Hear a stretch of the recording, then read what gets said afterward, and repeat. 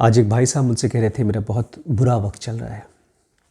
उनकी बहुत उम्र नहीं है, अभी करीब 25 साल की उम्र है। बहुत ही परेशान थे, पूछ रहे थे मैं क्या करूं, अपने बुरे वक्त में क्या करूं, कोई तरीका है इसमें से निकलने का।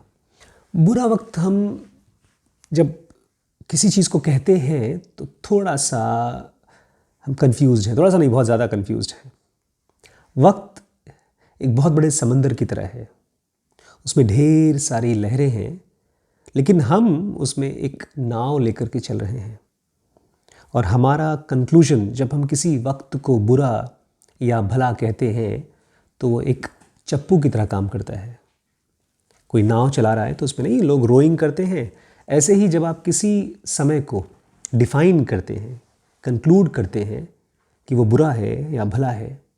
मैं इसलिए कह रहा हूँ क्योंकि बहुत से ऐसे लोग, इनफैक्ट वो सारे लोग जो अपनी ज़िंदगी में कुछ मीनिंगफुल कर पाए हैं, कुछ बड़ा कर पाए हैं, या जो लोग उनके पास जो कुछ भी है उसके साथ अगर खुश रह पाए हैं, तो उनकी लाइफ में बुरे वक्त ने एक हेल्प की तरह आई है। लेकिन जो लोग भी अपने वक्त को बुरा वक्त कहते हैं उनको लाइफ कभी हेल्प नहीं कर पाती, क्योंकि आपका डेफिनेशन आपके समय का, चाहे कितना भी बुरा वक्त आपको लग रहा है कि चल रहा है, असल में आपको एक हिडन अपॉर्चुनिटी की तरह आई है। और बहुत से ऐसे लोग हैं जैसे गौतम बुद्ध, उन्होंने तो कॉन्शियसली अपनी लाइफ में बुरा वक्त डाला है। नानक, बुद्ध, ये लोग कौन थे? ये लोग अच्छे घर के वेल ऑफ लोग थे, राजा थे। बुद्ध तो जब सिद्धार्थ तो राजा बन सकते थे, और किसी और का बुरा वक्त देख लिया। एक भिखारी को देख लिया, एक बीमार को देख लिया, एक बूढ़े को देख लिया, एक मरे हुए इंसान को देख लिया, किसी और का बुरा वक्त चला था और खुद ही अपने ऊपर बुरा वक्त डाल दिया। इसका मतलब बुरा वक्त हम और आप जैसे परसीव करते हैं उससे कुछ अलग है। इसको बाइबल ने, जीसस ने एक अलग तरीके से कहा है, हिडन अपॉर्चुनिटीज़ कहा है इसको। वो कहते हैं जीसस क्राइस्ट कि जब भी किसी आदमी की लाइफ में कोई मुश्किल आती है, जिसको आप बुरा वक्त कह रहे हैं, असल में वो लाइफ आपको उन जगहों पर ले जा रही है जहां आप इनकैश कर सकते हैं, कुछ पा सकते हैं, कुछ बहुत बड़ा पा सकते हैं। असल में वो आपकी ही लाइफ का एक अपॉर्चुनिटी है आपको ग्रो करने के लिए।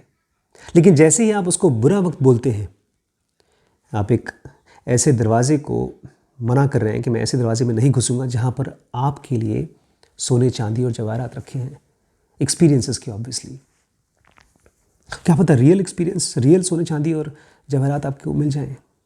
लेकिन उसके लिए सबसे पहले आपको ये समझना पड़ेगा कि जब बुरा वक्त आता है, जिसको आप बुरा वक्त कहते हैं, उसको कैसे जिएं। उसके मैंने 3 स्टेप्स खोजे हैं।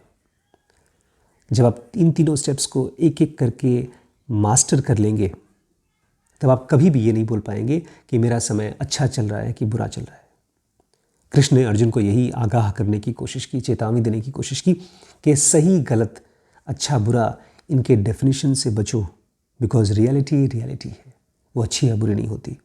केवल अपने अंदर में जाकर के एक स्टेट में रहने की एक रियाज करो। तो कौन कौन से 3 स्टेप्स हैं? सबसे पहले स्टेप का नाम रखा है मैंने थॉट्स पे लगाम। थॉट्स एक बेलगाम घोड़े की तरह दौड़ते हैं और बेचारे दौड़ पाते नहीं हैं, बार बार गिरते रहते हैं। गिरते हैं, चोट लगती है, फिर से उठते हैं, फिर दौड़ते हैं, फिर गिरते हैं, और फिर इस तरह से हमको, थॉट्स हमारे हैं तो चोट थॉट्स को नहीं, हमको लगती है। कहीं पर भी कुछ भी सोचता है अगर माइंड, जैसे आपका दिमाग अभी कह रहा है कि मेरा बुरा समय चल रहा है, ये सचमुच में समय बुरा या भला नहीं है, वो केवल एक मोमेंट है, एक एक्सपीरियंसिंग है। इसी बुरे समय में से ढेरों एग्जाम्पल दे सकता हूँ मैं आपको। टाटा बिरला का एग्जाम्पल दे दीजिए, कोई भी एग्जाम्पल ले लीजिए, धीरू भाई अंबानी का एग्जाम्पल ले लीजिए, किसी बड़े अमीर आदमी का ले लीजिए, कुछ भी ले लीजिए, लेकिन उन सब की लाइफ में जो मोमेंट्स आए हैं, उन मोमेंट्स को उन्होंने किस चीज़ से कंट्रोल किया। सबसे पहला स्टेप है अपने बुरे समय को कंट्रोल करने का। आपको यह एहसास करना होगा, मुझे अपने विचारों को कंट्रोल नहीं है, लेकिन फिर भी अपनी लगाम में रखना होगा। और ये लगाम ऐसा नहीं है जिसमें आप पकड़ करके अपने थॉट्स को कंट्रोल करते हैं। ये लगाम ऐसा होता है जहाँ पर अपने थॉट्स को आप ध्यान से देखते हैं और अपने आप से कहते हैं क्या सचमुच में विचार जो तुम मुझसे बोल रहे हो वो सच है। अगर आपका थॉट बोलता है कि बहुत बेकार समय चल रहा है, तो अपने आप से पूछिए सचमुच में क्या और बेकार हो सकता है ये समय। अपने विचारों की अनकॉन्शियस दौड़ को पहचानना, ये है फर्स्ट स्टेप। जैसे ही आपने अपने थॉट्स को पहचानना शुरू कर दिया, थॉट्स थोड़ा सा तमीज़ में आ जाते हैं। आप देखेंगे कि कितने झूठे हैं ये थॉट्स। जब मैं पहली बार अपनी ज़िंदगी में, इसको मैं सबसे बुरा फेज़ मानता था, हमारे घर में सुसाइड हो गई थी, और उसके बाद मेरी मुलाकात हुई डॉक्टर पीजे सहर से, जो अपने आप में एनलाइटन मास्टर है। और मैं सोच नहीं पा रहा था कि मेरी लाइफ में उनसे मुलाकात क्यों हुई, किस वजह से हुई। मैं अपने आप को वर्स्ट फेज़ पे पा रहा था। उनसे मिलने के बाद मेरी लाइफ में कोई बहुत बड़ा ट्रांसफॉर्मेशन नहीं आ गया, लेकिन एक समझ ये आई कि विचार या तो पागलों की तरह दौड़ते हैं क्योंकि वो इमोशंस के जोर में होते हैं। हम बहुत एक्साइटेड होते हैं तो कुछ भी सोचते हैं, हम बहुत दुखी होते हैं तो कुछ भी सोचते हैं, हम बहुत सेक्सुअल होते हैं तब भी कुछ भी सोचते हैं, हम जब बहुत दुखी, बहुत ही ज़्यादा जेलस होते हैं तब भी सोचते हैं। तो मुझे पहली बार समझ में आया कि विचार मासूम नहीं होते, विचार हमेशा इन्फ्लुएंस्ड होते हैं, हमेशा बायस्ड होते हैं। उस दिन पहली बार डॉक्टर सहर से मुलाकात करने के बाद मुझे समझ में आया कि जो मैं इस समय सोच रहा हूँ कि मेरी लाइफ में सबसे बेकार फेज़ चल रहा है, वो तो रियलिटी है लाइफ की। हमारे घर में मौत हुई, वो बच्ची ख़त्म हो गई थी, लेकिन वो तो ऑलमोस्ट हर किसी के घर में कभी न कभी कोई मरा है। नहीं, एक औरत आई थी, बुद्ध के पास आई थी, बोलती मेरा पोता मर गया, उसको ज़िंदा कर दो।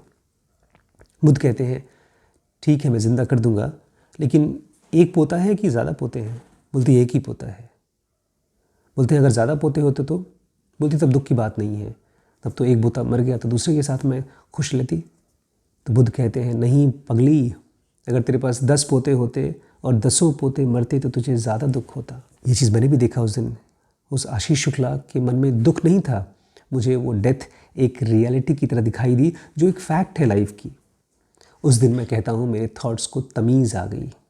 उसके पहले थॉट्स ऐसे थे जैसे एक ज़िद्दी बच्चा, बक बक बक बक बक बक, चुप ही नहीं होते थे। उनको मैं शांत कराने के लिए उनको थप्पड़ मारता था। मैं अपने आप को बोलता था मुझे ये थॉट नहीं सोचना है, फिर भी आते रहते थे। लेकिन जब उस थॉट की बेवकूफ़ी दिखाई दी मुझे, तब उसको शांत नहीं करना पड़ा, मैं बस चुपचाप देखता रहा। तो इसको मैं थॉट पे लगाम कहता हूँ। थॉट पे लगाम आती है बहुत सिंपल तरीके से। इसके लिए आप प्रेजेंट मोमेंट को और ज़्यादा अपने पास ले आएँ। जितना हम थॉट्स को छोड़ देते हैं, उनको बोलने देते हैं, उनकी बात मानते हैं, उनकी बात के ऊपर विश्वास करते हैं और उसके साथ अपने आप को बहने देते हैं, उतना ही थॉट्स बेलगाम हो जाते हैं। अगर अपने बुरे वक्त को ठीक करना है तो अपने थॉट्स के ऊपर लगाम लगाइए, थॉट्स को तमीज़ में लाइए, उनको पहचानिए कि वो एक्साइटमेंट में है, जेलसी में है, सेक्स में है, इमोशन में है, किस स्टेट से बात कर रहे हैं, उनको नीचे लेकर आइए। बोलिए तुम जब आपके थॉट्स बहुत ज़्यादा खुश, बहुत ज़्यादा दुखी, बहुत ज़्यादा जेलस स्टेट में हो तो उनको नीचे लेकर आइए। बोलिए तुम नीचे आओ, पहले तुम इस मोमेंट पे क्या हो रहा है वो बताओ। तुम ये मत बताओ कि अच्छा हो रहा है कि बुरा हो रहा है, ये बताओ कि अभी क्या हुआ है। मेरे माइंड ने यही मुझे बताया। एक बच्ची की डेथ हुई तो मेरे माइंड बताया एक बच्ची की डेथ हुई है, वो अच्छा या बुरा हुआ ये मत सोचो। एक फैक्ट बेस्ड लाइफ जीना शुरू करिए, तब आप अपने बुरे वक्त को यू टर्न डाल सकते हैं।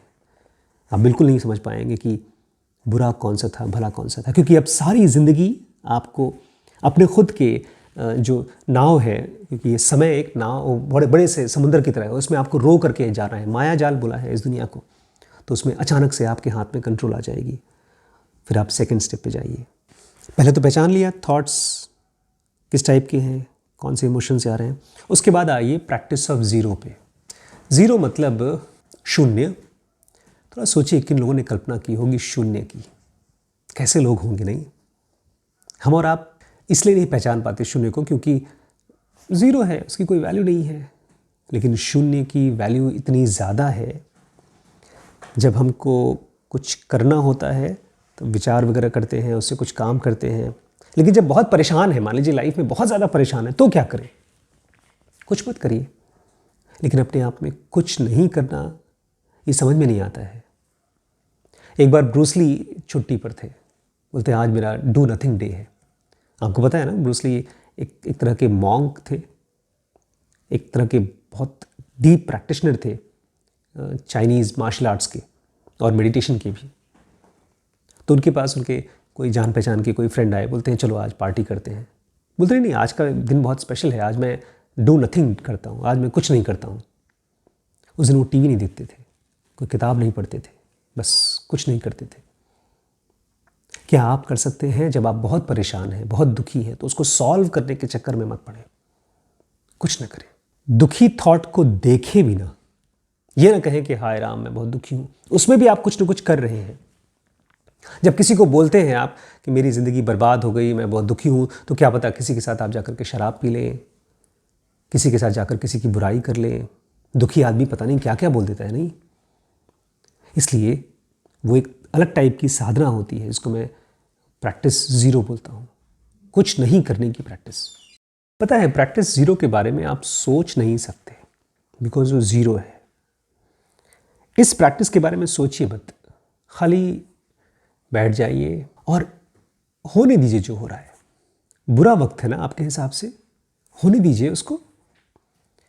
जैसे फिल्मों में देखा है बहुत बार, कोई एक्टर कोई बहुत परेशान होता है किसी बड़े शहर में, तो बस बैठा या रोड पर चल रहा है, खड़ा है और उसके आसपास पूरी रोड चली जा रही, खूब ज़ोर से चली जा रही है, वो वहीं खड़ा है और दुखी है और गाना चल रहा है।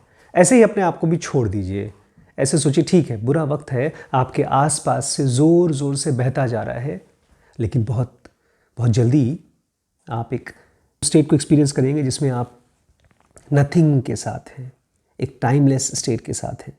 लेकिन उसके लिए आपको ये अंदर से दुखी भी नहीं होना है, अंदर से ये भी बोल देना ठीक है दुखी हूँ तो होने दो, होने दो, just let it flows. Experiencing zero या प्रैक्टिसिंग ज़ीरो मतलब जो हो रहा है होने दो, मुझे कोई फर्क नहीं पड़ता। हमारे थॉट्स लड़ाई करते हैं, पता है, प्रेजेंट मोमेंट के साथ। अगर आपके हिसाब से जो बुरा वक्त है अगर वो परेशान कर रहा है, तो आप अपने माइंड में उस बुरे वक्त के साथ फाइट करते हैं। आप बोलते हैं ऐसा नहीं होना चाहिए, लेकिन लाइफ ऐसा कर रही है। आप एक नदी में हैं और नदी आपको बहा रही है, गीला कर रही है, तो बहते जाइए। जो भी सबसे बुरा से बुरा वक्त है उसके साथ बहते जाइए और आपको लाइफ कहीं ऐसी जगह लेके जाएगी जो असल में आपका अपना घर है। लास्ट पॉइंट, हम लोग बुरे वक्त से परेशान क्यों होते हैं? क्योंकि हमको डर लगता है कहीं कोई ऐसी चीज़ न हो जाए जो हमने कल्पना की है, बहुत डरावनी चीज़। सबसे बुरी से बुरी चीज़ क्या हो सकती है? हम फेल हो सकते हैं, हम मर सकते हैं, हम गरीब हो सकते हैं, हमारी बेइज्जती हो सकती है। ये सब की सारी चीज़ें केवल फिज़िकल बॉडी और माइंड का एक एक्सपीरियंस है। ये सारी की सारी चीज़ें केवल ऊपर का खोल हैं। ये सब कुछ हमने बहुत बार एक्सपीरियंस किया है। लाइफ ने बार बार आपको इसी तरह के डरावने पोजीशंस में डाला है और आपने उनसे अपने आप को बचाया है। जो सबसे डरावनी चीज़ लगती है वो करिए। डर आपका रिस्पॉन्स है। उस बच्चे की तरह मत होइए जैसे कोई, हमारे घर में कुछ बच्चे थे, छोटे से बच्चे थे, तो कोई स्ट्रेंजर जब उनको गोद में लेता था तो ये करके रोते रहते थे। लोगों को मज़ा नहीं आता जब, और कुछ बच्चे ऐसे होते हैं जरा सा आप उनको अपनी गोद में लाइए तो करके भाग जाते हैं, आपकी गोद में दौड़ते हैं। तो उन बच्चों को खिलाने में बड़ा मज़ा आता है। लाइफ एक स्ट्रेंजर की तरह आती है आपको, आप डरते हैं उन मोमेंट्स से। मान लीजिए आपको किसी ख़ास चीज़ को करने का मन है और उससे बहुत डर लगता है। मुझे बहुत डर लगता था, मुझे अपने स्टेज का बड़ा डर था। मैं स्टेज पर, मुझे याद है स्कूल में इनफैक्ट एक बार मैं गाना गाने के लिए गया था, इतना गंदा बेसुरा गाया था। उसके बाद कभी मैंने माइक नहीं उठाया। और एक बार मैं स्कूल के डिबेट कंपटीशन में मुझे पार्टिसिपेट कर लिया था मैंने मुंह से 2 शब्द नहीं निकले, लेकिन फिर भी गया मैं। हंसे थे मेरे दोस्त बाद में। लेकिन जब मैं ज़रूर मेरे को आई तब मुझे समझ में आया कि ये जो स्टेज पर जाने का डर है वो मेरा ही रिस्पॉन्स है लाइफ के लिए। और मैं क्यों जा रहा हूँ, मैं बच्चों को बताने जाता था ज़रूगा के बारे में, IESM के बारे में, माइंड के बारे में, कृष्ण की गीता के बारे में, कृष्णमूर्ति की साइलेंस के बारे में। और फिर धीमे धीमे वो चीज़ अब बिजनेस की टीचिंग्स के फॉर्म में, डिसीजन मेकिंग के फॉर्म में, लिमिटलेस के फॉर्म में लोगों को बताना है। मुझे समझ में आ गया, 1 बार जाऊँगा, 2 बार जाऊँगा, 10 बार जाऊँगा, धीमे धीमे मुझे स्टेज की आदत पड़ जाएगी। ठीक है, शुरू में पाल्पिटेशंस हुई, दिल में धड़कन बढ़ी, पसीना भी आया। मुझे याद है जब पहली एक स्टेज की मेरी शो थी या लेक्चर थी, तो मैं उम्मीद करके चल रहा था कि 30-40 लोग होंगे। एक स्कूल में गया था तो वहाँ पर प्रिंसिपल एक सिस्टर थी, उन्होंने कहा कि हमारे कुछ पेरेंट्स हैं बच्चों के, क्लास 10th 11th 12th के बच्चे हैं। मैंने पूछा कितने बच्चे हैं? बोलते हैं 50-50 बच्चे, 150 बच्चे होंगे और आप उनके पेरेंट्स को एड्रेस कर दीजिएगा। मैं गया, बाद में पता चला कि मुझसे करीब साल भर पहले उसी दिन, उनके एनुअल फंक्शन के दिन, वहाँ पर APJ कलाम जी आए थे। फिर मुझे वही स्टेज दे दिया गया और जब मैं स्टेज से देखा तो वहाँ पर करीब 10,000 लोग। मैंने दूर दूर तक देखा को, और मैं शुरू में चुप। फिर मैंने अपने आप को यही कहा, ठीक है, ये मेरा रिस्पॉन्स है, जो भी बुरा से बुरा होगा वो हो गया है, मैंने मान लिया, अब आगे चलते हैं, शुरू करते हैं। फिर मैंने आगे के 2-4 लोगों को बातें करना शुरू किया, उनको समझाना शुरू किया। फिर थोड़ा पीछे देखा, उनसे थोड़ा बात की, फिर आगे देखा, फिर बीच बीच में पब्लिक जो क्वेश्चन पूछती थी उसका जवाब दिया। जब मेरा लेक्चर ख़त्म हुआ तो मुझे लगा शायद आधे पौन घंटे हुए होंगे, लेकिन करीब 2.5 घंटे तक 10,000 लोगों ने बिना परेशान हुए, बिना डिस्टर्ब हुए, बिना एजिटेट हुए मेरे लेक्चर को सुना था। हम लोगों ने एक डोनेशन का एक छोटा सा उसमें कैंप भी किया था, जिसमें इसको जो भी देना हो 10, 20, 50 रुपये वो डोनेट कर सकता है हम लोगों के कॉज के लिए। और उस दिन हर बंदे ने कुछ ना कुछ डोनेशन किया था। It was an experience which was I opening for me. मुझे लगता था शायद मैं कभी भी स्टेज में पब्लिक के सामने बोल नहीं सकता। इनफैक्ट हम लोगों ने वो फ़ोटो भी क्लिक की थी। उसके बाद तो बहुत से मैंने लेक्चर्स दिए, बहुत जगहों पर दिए, लेकिन it was something I was scared of. मैं डरता था उसका। तो जो भी चीज़ें आपको डर लगती हैं, आप वर्स्ट पॉसिबल चीज़ सोच लीजिए वो आपकी लाइफ में हो चुका है और अब उसकी गोद में जाइए, जैसे कोई बच्चा स्ट्रेंजर की गोद में जाता है। कहानी सुनी होगी, कुछ बच्चे होते हैं बचपन में ही, बहुत बचपन में ही उनके तौर तरीके से आप बता सकते हैं कि ये डरेंगे नहीं, ये राज करेंगे दुनिया पे। तो बच्चा अपने आप को मान लीजिए और मान लीजिए कि आपकी लाइफ में जो आपकी डरावनी सिचुएशंस हैं वो आपके स्ट्रेंजर्स हैं, वो आपको टेस्ट नहीं कर रहे हैं, वो आपको ट्रेन करने के लिए आए हैं। तो 3 चीज़ें करनी है। सबसे पहली, अपने थॉट्स को पहचानना है और उनको लगाम में, उनको तमीज़ में आने देना है। नंबर 2, ज़ीरो की प्रैक्टिस। ज़ीरो की प्रैक्टिस कैसे होती है? अपने आप को प्रेजेंट मोमेंट में लाकर, जो भी थॉट्स कह रहा है वहाँ से लाकर यहाँ पर लेकर आइए। और नंबर 3, जिन चीज़ों से भी आपको डर लग रहा है उन चीज़ों में धीमे धीमे घुस जाइए और देखिए एक नया इंसान डेवलप होगा। आप अपने आप को पहचान नहीं पाएंगे। अगर आपने उन सब चीज़ों को अवॉइड कर दिया तो आप वही डरावने इंसान रहेंगे, और अगर आपने उन चीज़ों के साथ घुस करके अपने आप को इंगेज किया तो you will be a very different man. मैं चाहता हूँ आप सब कंफ्यूज हो जाएं। जब कभी भी आपका मन कहे कि मेरी लाइफ में बुरा वक्त चल रहा है, तो आप अपने आप से पूछें, सही में बुरा चल रहा है कि मुझे कोई बहुत बहुत बड़ी अपॉर्चुनिटी मिली है कुछ सीखने के लिए? अंगुलीमार मिले थे बुद्ध को। किसका बुरा वक्त चल रहा था, बुद्ध का या अंगुलीमार का अच्छा वक्त चल रहा था? क्या पता जिस वक्त को आप बुरा बोल रहे हैं वो वक्त आपसे मिल करके अच्छी हो जाए। वो आपसे मिलना चाहती थी, अपना उद्धार आपसे कराना चाहती है। ऐसे हो जाइए, ठीक है। स्पिरिचुअलिटी के लिए ज़रूर का बेसिक एडवांस कोर्स, बिजनेस के लिए WBX, डिसीजन मेकिंग के लिए BDM, रिलेशनशिप के लिए लिमिटलेस, ब्रह्मचर्य के लिए SPMT है, और पेरेंटिंग का जो कोर्स है उसका नाम है SPPT। ये सारे कोर्सेज एक साथ ज्वाइन करते हैं तो आपको हेवी डिस्काउंट मिलता है। Thank you so much.